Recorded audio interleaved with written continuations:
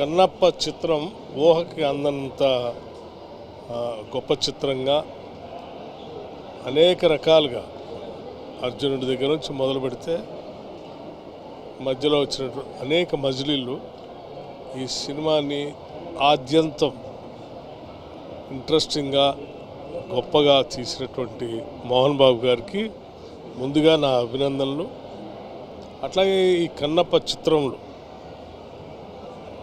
హీరోగా నటించినటువంటి మంచు చాలా గొప్పగా నటించాడు. అతను క్లైమాక్స్ కూడా అద్భుతంగా తీశారు. ఈ సినిమా చిత్రీకరణ కానీ లేకపోతే సుందరమైన ప్రదేశాలు కానీ కథనం కానీ లేకపోతే నటించడం కానీ అద్భుతంగా ఉంది.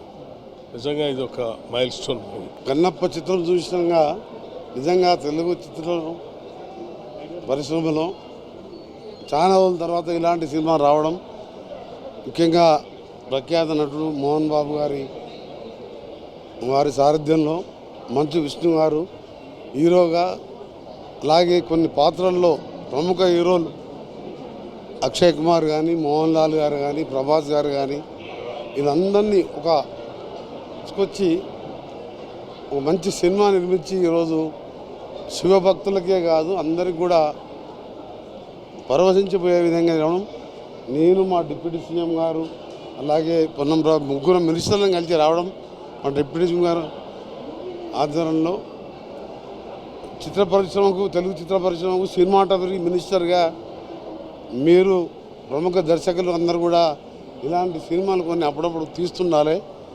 ఎందుకంటే ఈరోజు తెలుగు స్టోరీ, అలా కన్నప్ప స్టోరీ మనం గతంలో చూసినాం.